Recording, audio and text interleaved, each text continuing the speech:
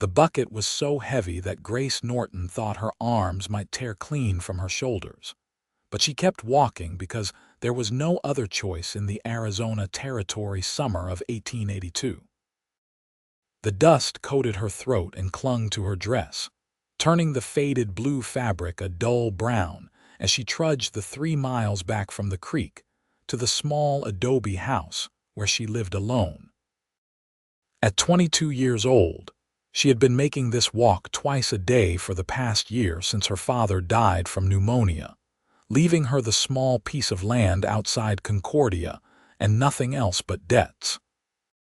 The water sloshed against her skirts as she shifted the wooden bucket from one aching hand to the other.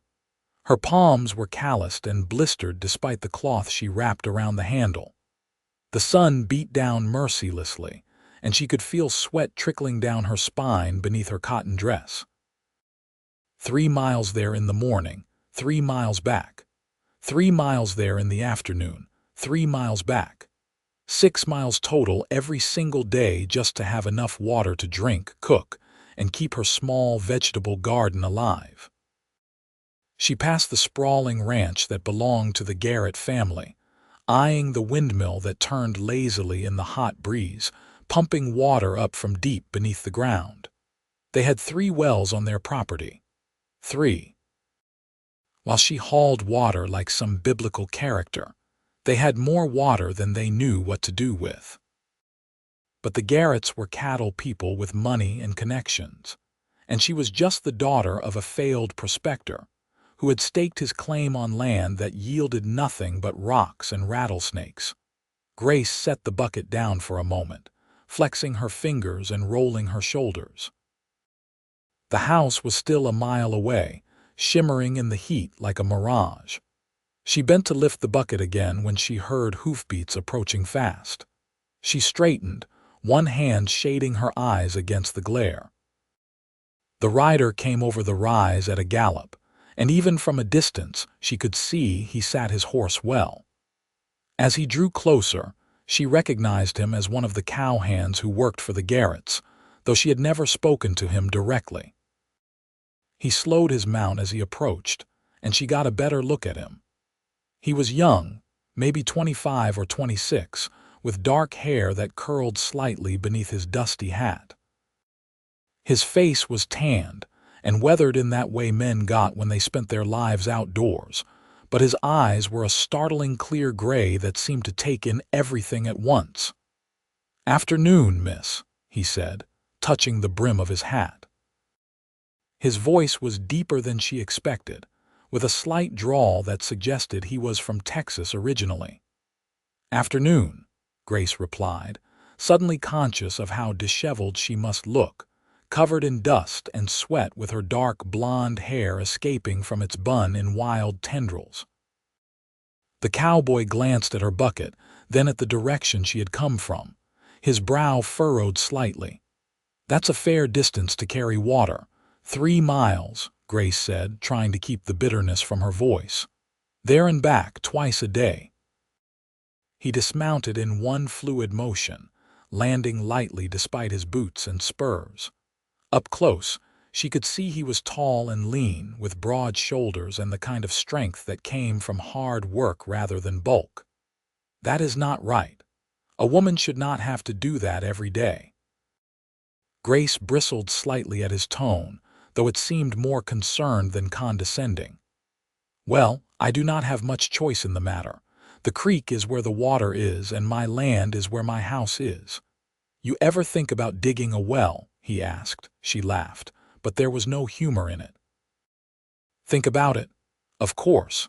But I do not have the money to hire anyone to dig one, and I certainly cannot do it myself. Do you know what it costs? The equipment alone would be more than I make in a year selling eggs and vegetables." The cowboy was quiet for a moment, studying her face in a way that made her feel both uncomfortable and strangely seen. "Name is Gabriel Vaughn," he said finally. "I work for the Garretts, but I have some knowledge of well digging. Learned it from my father back in Texas before I came out here." "Grace Norton," she replied, And I appreciate the introduction, Mr. Vaughn, but knowing how to dig a well does not change the fact that I cannot afford to have one dug." "What if you did not have to pay?" Gabriel asked. Grace stared at him. "I do not take charity." "Not charity," he said quickly. "A trade. You look like you know your way around a kitchen, and the food at the bunkhouse is barely fit for hogs. You could cook meals for me and I could dig you a well. Fair exchange."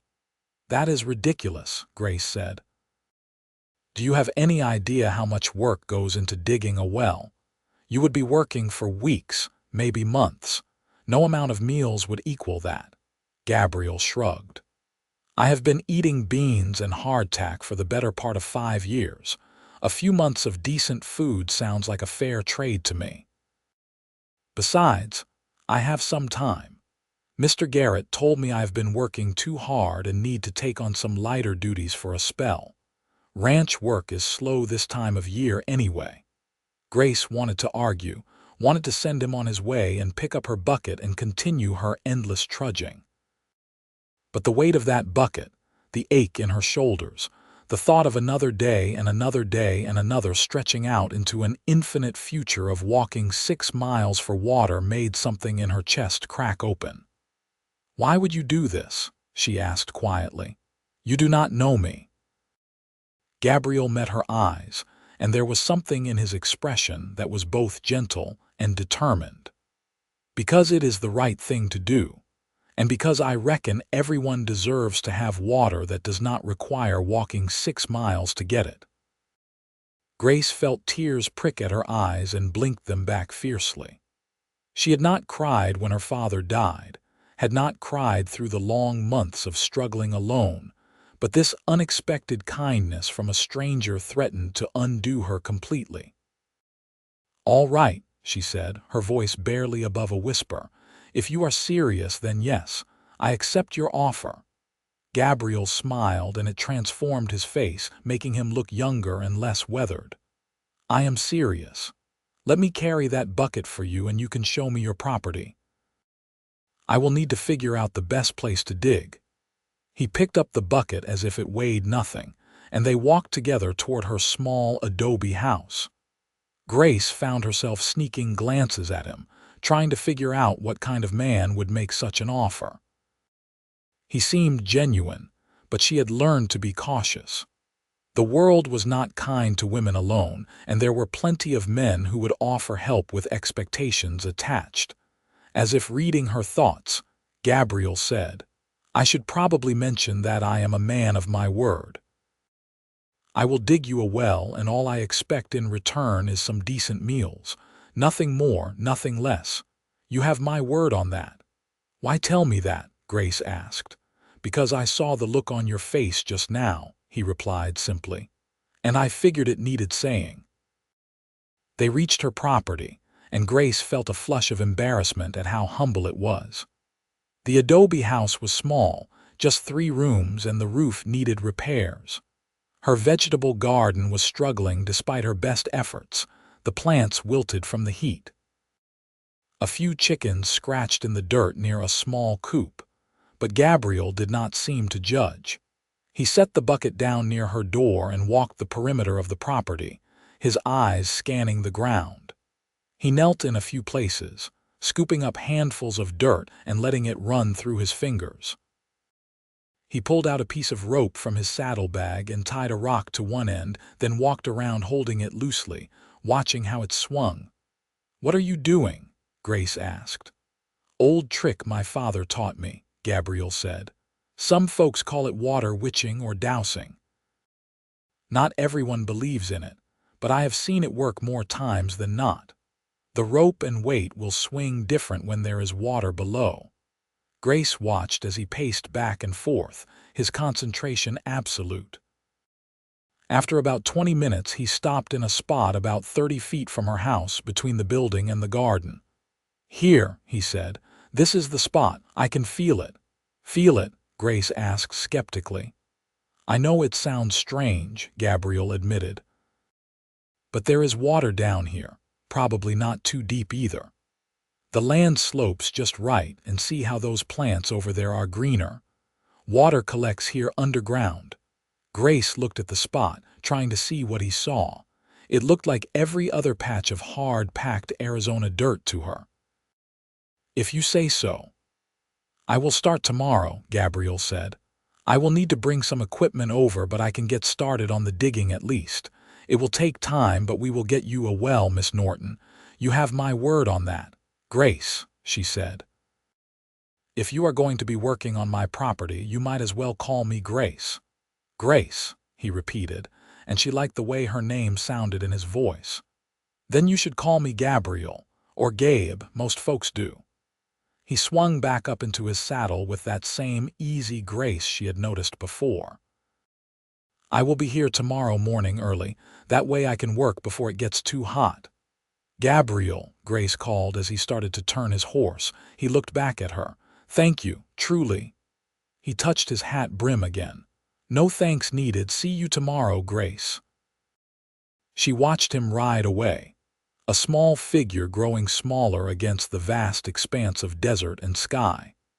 Then she picked up her bucket and carried it inside, her mind whirling with the strangeness of the encounter.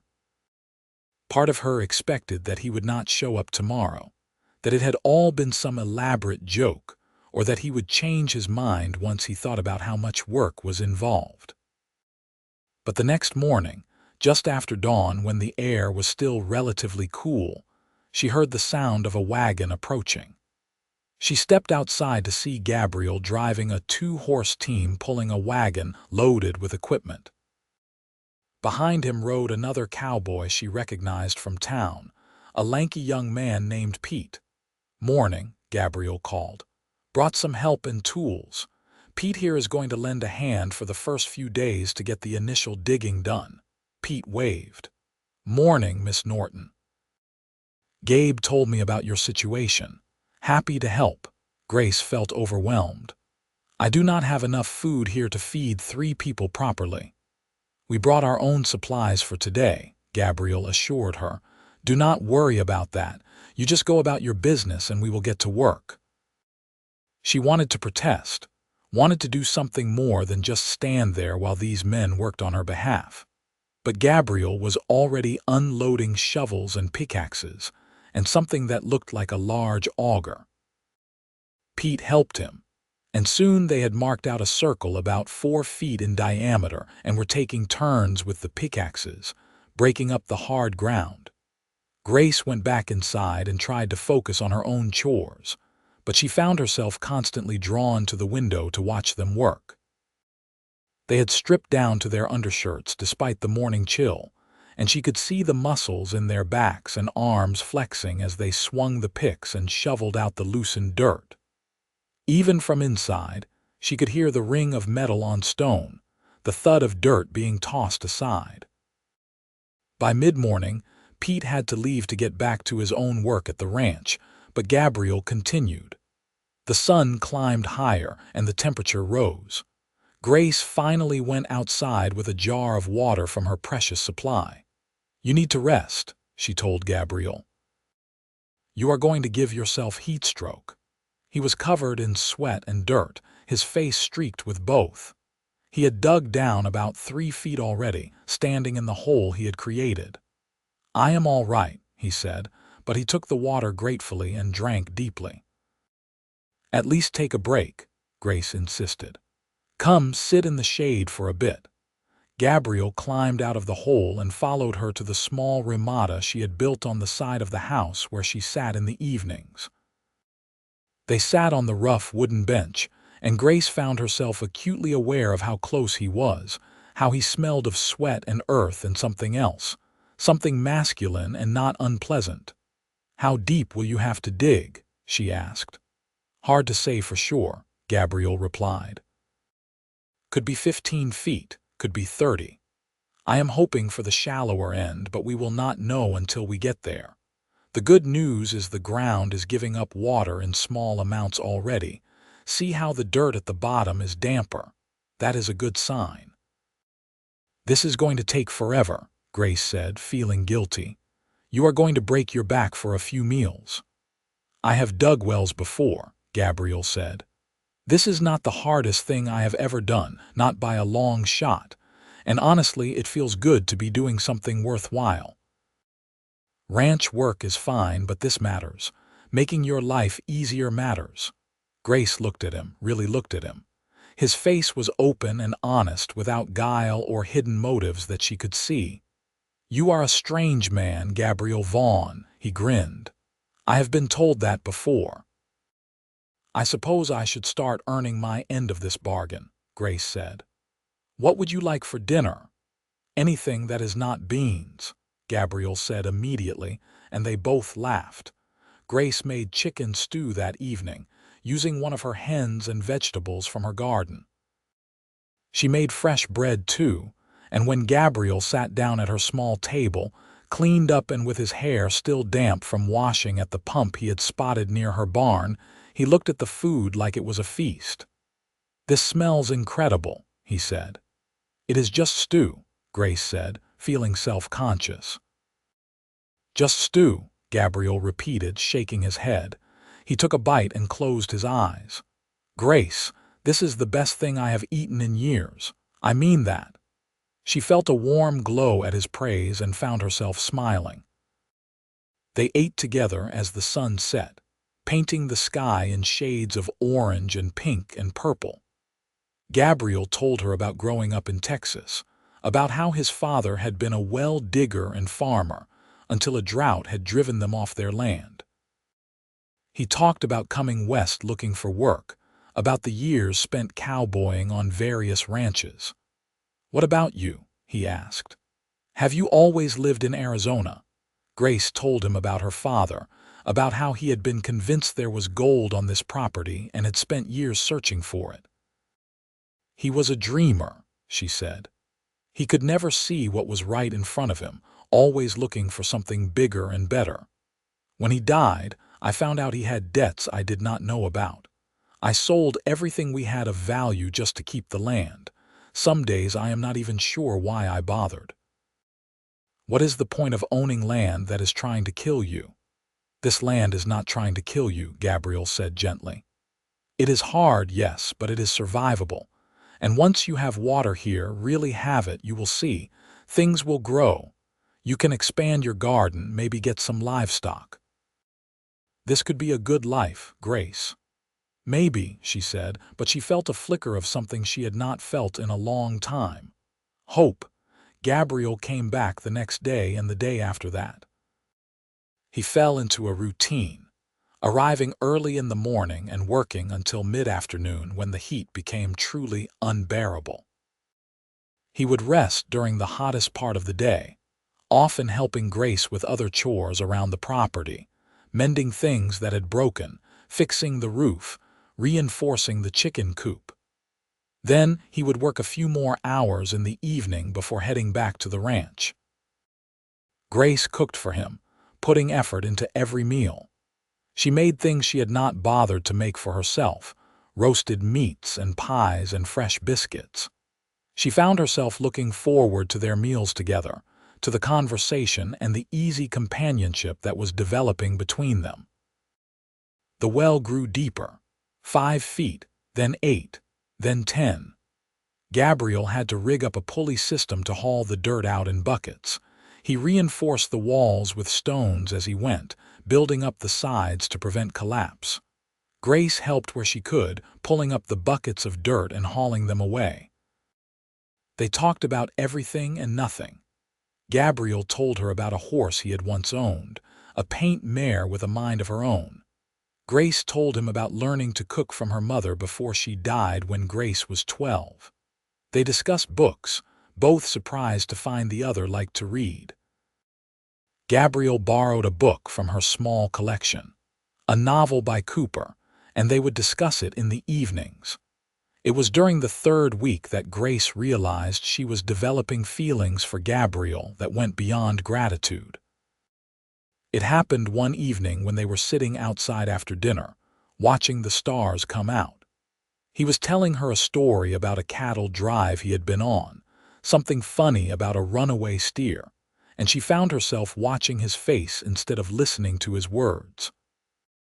She noticed the way his eyes crinkled when he smiled, the small scar above his left eyebrow, the way his hands moved when he talked.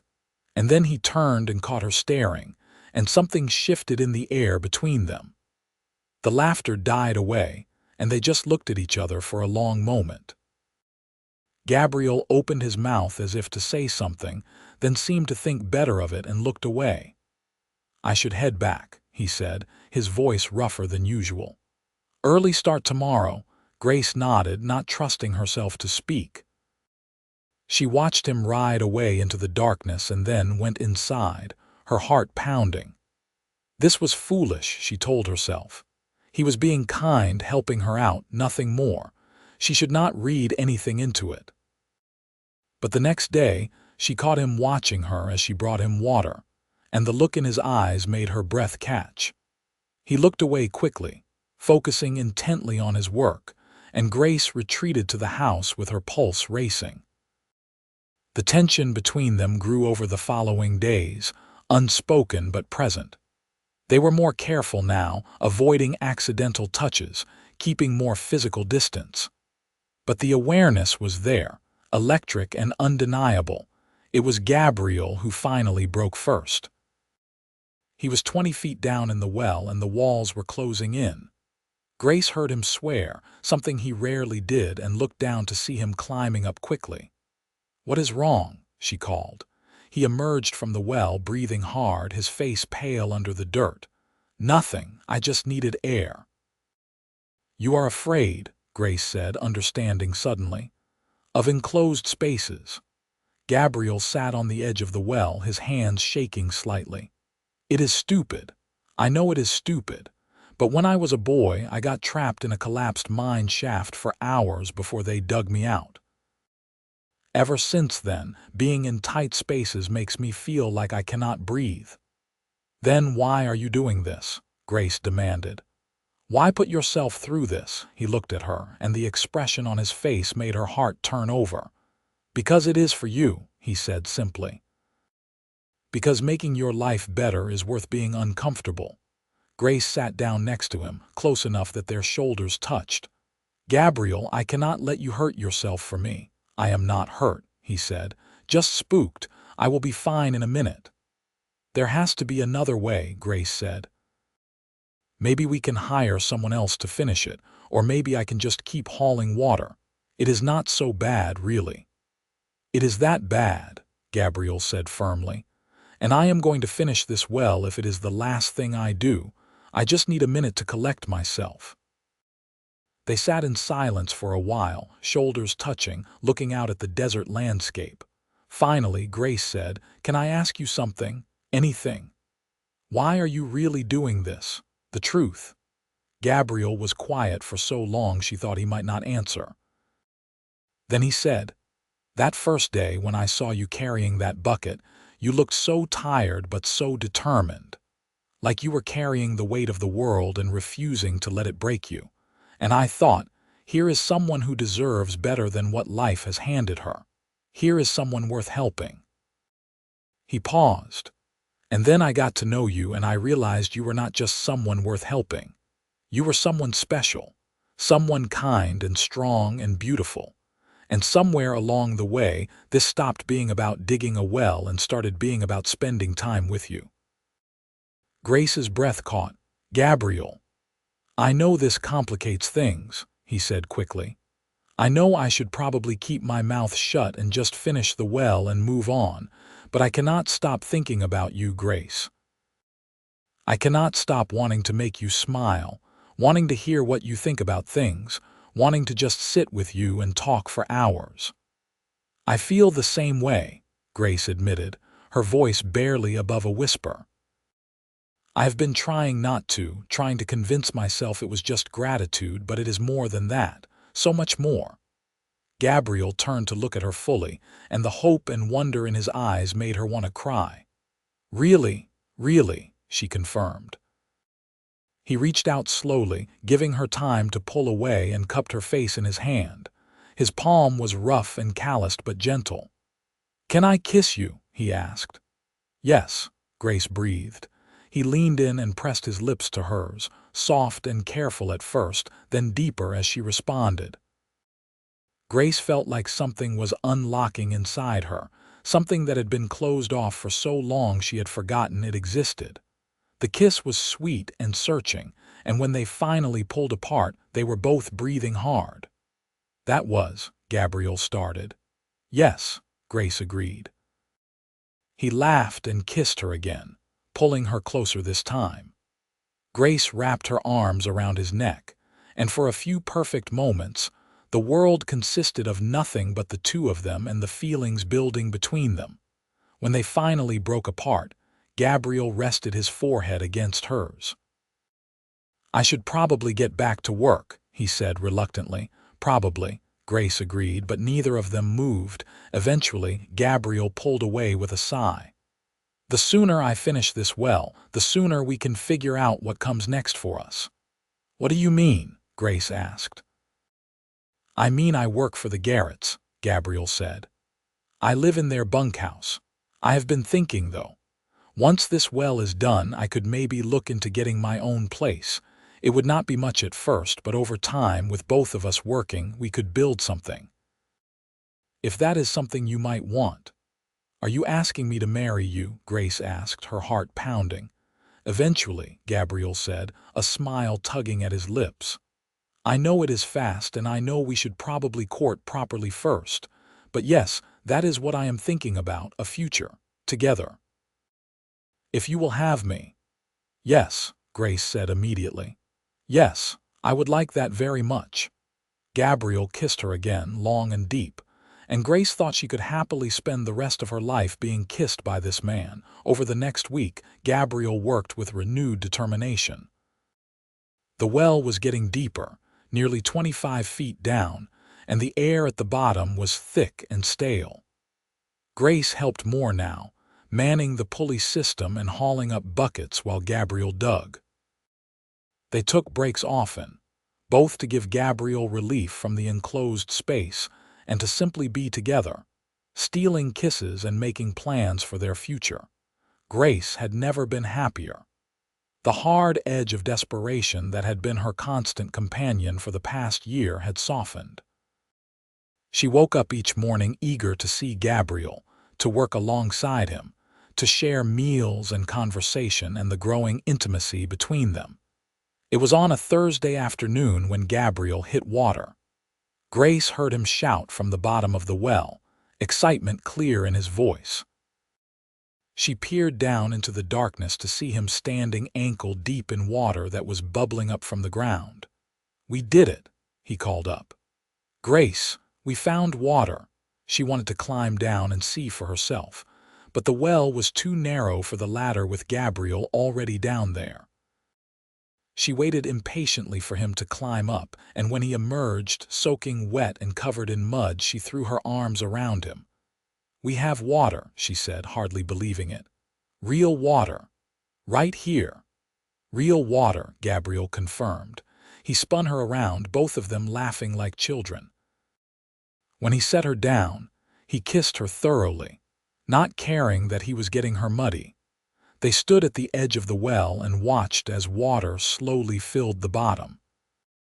It would take time for it to fill completely, and Gabriel still needed to finish lining the walls and build a proper housing for it, but the hardest part was done.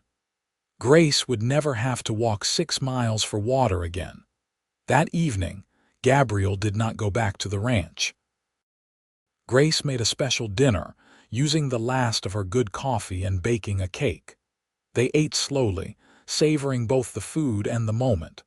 Afterward, they sat outside and Gabriel pulled her close against his side. "I need to talk to Mr. Garrett tomorrow," he said. "Let him know I will be leaving the ranch." "Are you sure?" Grace asked.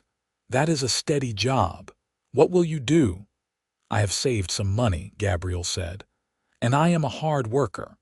I can hire myself out, do odd jobs, maybe start my own small operation eventually. We will make it work, Grace. I promise you that." "I know we will," she said, believing it. They sat in comfortable silence for a while, then Gabriel said, "I should probably still go back to the ranch tonight. I do not want anyone saying anything improper about you." "I know," Grace said, though she was reluctant to let him go. "But soon, right? Soon you will be here always. Soon," he promised. The next few weeks passed in a blur of activity. Gabriel finished the well properly, building a stone housing around it and installing a pulley system to make drawing water easy. He spoke to Mr. Garrett, who was understanding but sorry to lose a good worker. Gabriel moved his few possessions from the bunkhouse to Grace's property, setting up a temporary space in the small barn until they could be properly married. Grace insisted on a proper courtship, despite their unconventional circumstances. They attended church together in Concordia on Sundays, enduring the curious stares and whispers of the townspeople. Gabriel was unfailingly respectful, never pressuring her for more than she was willing to give, though the attraction between them was a constant, simmering thing. Grace wrote to her father's sister in Santa Fe, her only living relative, to tell her about Gabriel. Her aunt wrote back with cautious approval and an invitation to visit once they were married. Gabriel sent word to his own family in Texas, receiving a warm response from his mother and sisters. They were married on a cool October morning in the small church in Concordia. Grace wore a dress she had made herself from fabric Gabriel had insisted on buying her, pale yellow that brought out the gold in her hair. Gabriel wore a new suit, looking handsome and nervous as he waited for her at the altar. The ceremony was simple, attended by a few friends Gabriel had made at the ranch and some of the more friendly townspeople. When the preacher pronounced them man and wife, Gabriel kissed her with such tenderness that Grace felt tears prick her eyes. They held a small reception at the property, and people admired the well that had brought them together. Mr. Garrett attended and pulled Gabriel aside to tell him there would always be work for him at the ranch if he needed it. Pete, the young cowhand who had helped that first day, gave them a set of dishes he had bought in town. As the sun set and their guests departed, Grace and Gabriel stood by their well, their hands clasped together. "Mrs. Vaughn," Gabriel said, trying out the name. "I like the sound of that," Grace said. He pulled her close and kissed her, deep and searching. "Are you happy?" he asked. "Happier than I ever thought possible," Grace replied honestly. They went inside together, and Gabriel carefully closed the door behind them. The small house that had felt so empty and lonely for so long was now filled with love and possibility. Grace lit the lamps while Gabriel banked the fire in the stove. They moved around each other easily, already developing the rhythms of a shared life. That night, as they lay together in the darkness, Gabriel traced patterns on her shoulder and said, "I am going to build you a bigger house. More rooms, a proper kitchen, maybe even a second story." "Someday," Grace said. "Right now this is enough, more than enough." "You deserve more than enough," Gabriel insisted. "You deserve everything." "I have everything," Grace told him.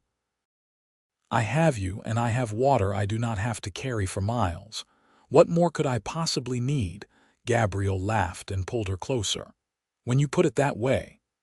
The first months of marriage were an adjustment, learning to share space and make decisions together, but they were good months.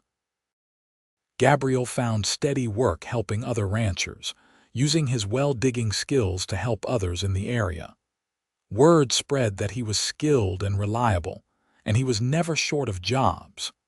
Grace expanded her garden now that water was plentiful, and she started selling produce in town. She also took in sewing work, her skill with a needle becoming known. Winter came, mild by Eastern standards but still cold at night. They huddled together for warmth, talking about their plans for the spring. Gabriel wanted to get some cattle of their own, just a few to start. Grace wanted to get more chickens and maybe a dairy cow in early spring. Grace realized she was pregnant. She told Gabriel one evening over dinner, watching his face carefully. He went very still, Then a slow smile spread across his face. "A baby," he said. "A baby," Grace confirmed. "In late summer, I think." Gabriel got up and pulled her into his arms, holding her so tightly she could barely breathe. "We are going to have a family," he said, his voice thick with emotion. "We are," Grace said, her own eyes wet with happy tears. Gabriel became even more protective of her after that, insisting she not overwork herself, taking on more of the heavy chores. Grace found it both touching and occasionally frustrating, but she understood it came from love. As her belly grew, they prepared for the baby. Gabriel built a cradle from wood he had carefully selected and sanded smooth. Grace sewed tiny clothes and blankets. They argued playfully about names, each trying to convince the other of their preferences. The baby came on a hot August night, arriving quickly after a labor that was intense but mercifully short. The midwife from town had been staying with them for the past week, and she competently guided Grace through the process while Gabriel paced outside, too anxious to be still. When the baby's cry finally rang out, Gabriel burst through the door. "Is she all right?" he demanded. "Is the baby all right?" "They are both fine," the midwife said with a smile. "And you have a son." Gabriel approached the bed where Grace lay exhausted but radiant, holding a small bundle. She pulled back the blanket to reveal a red-faced infant with a shock of dark hair.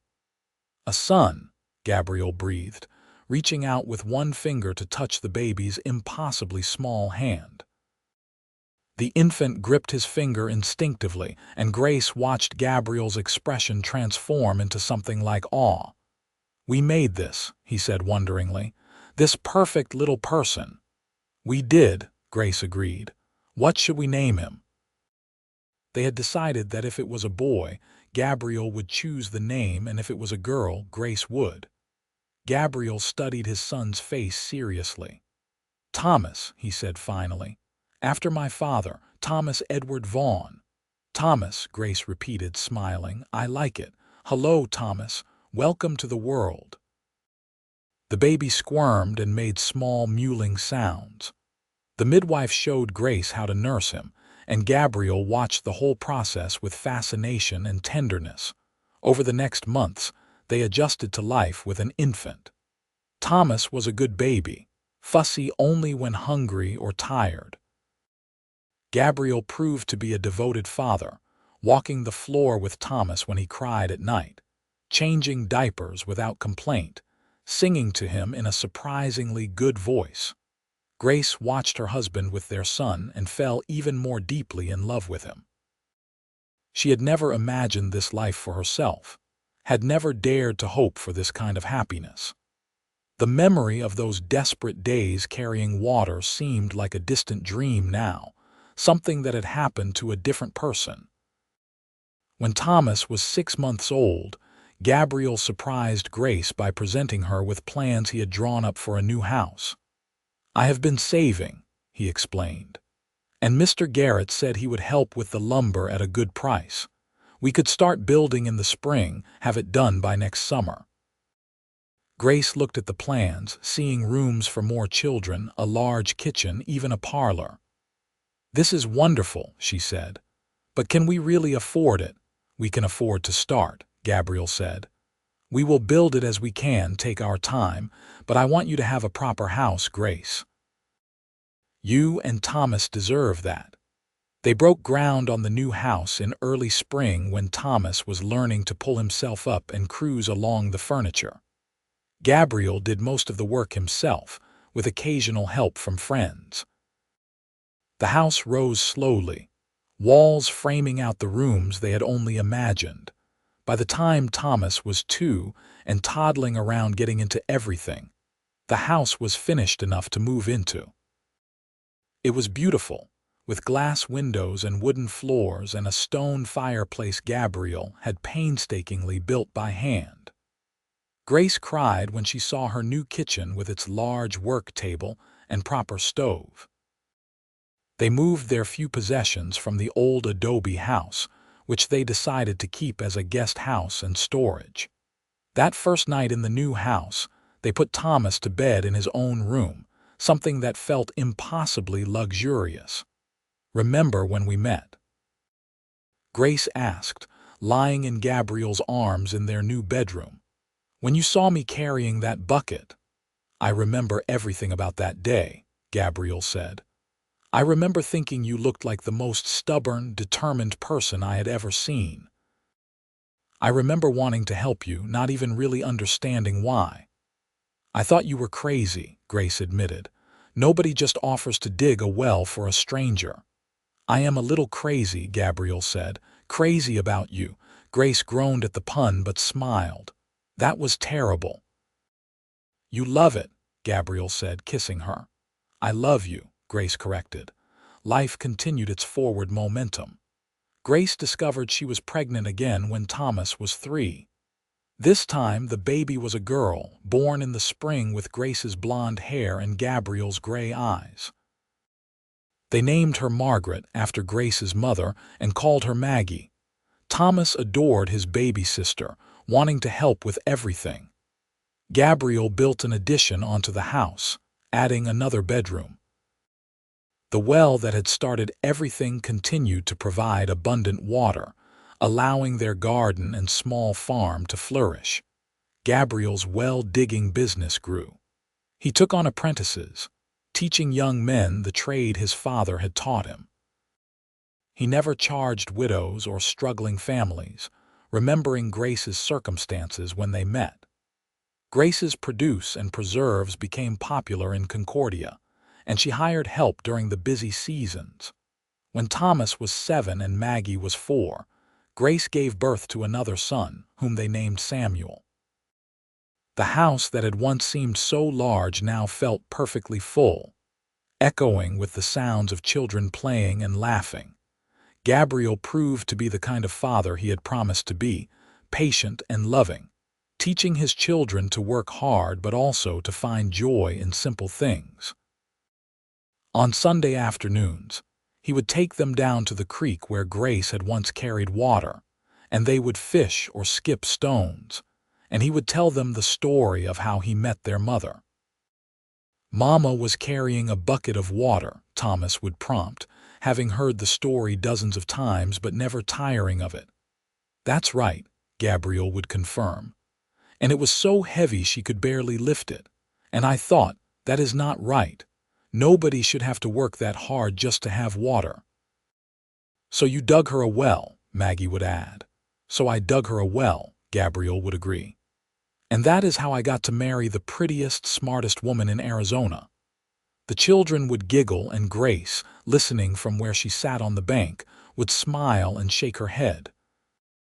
The years passed with the kind of gentle sweetness that comes from a life well lived. Thomas grew tall and strong, with his father's work ethic and his mother's practical nature. Maggie was spirited and curious, always asking questions and exploring. Samuel was the quiet one, thoughtful and observant, content to watch and learn. Gabriel's hair gained threads of silver at the temples, and Grace noticed fine lines around his eyes, but to her, he only grew more handsome with age. She still caught him watching her sometimes with that same expression of wonder he had worn the day they met, like he could not quite believe his good fortune. On their 10th wedding anniversary, Gabriel took Grace back to the place where they had first met, that stretch of road between the creek and what had been her isolated little adobe house. It was different now. The road was more traveled, and there were other homesteads visible in the distance. But the spot where he had first seen her was the same. "What are you thinking?" Grace asked, standing beside him. "I am thinking about how different our lives could have been," Gabriel said. "If I had ridden past that day, if I had minded my own business and not stopped." "But you did stop," Grace said. "I did," Gabriel agreed. "Best decision I ever made."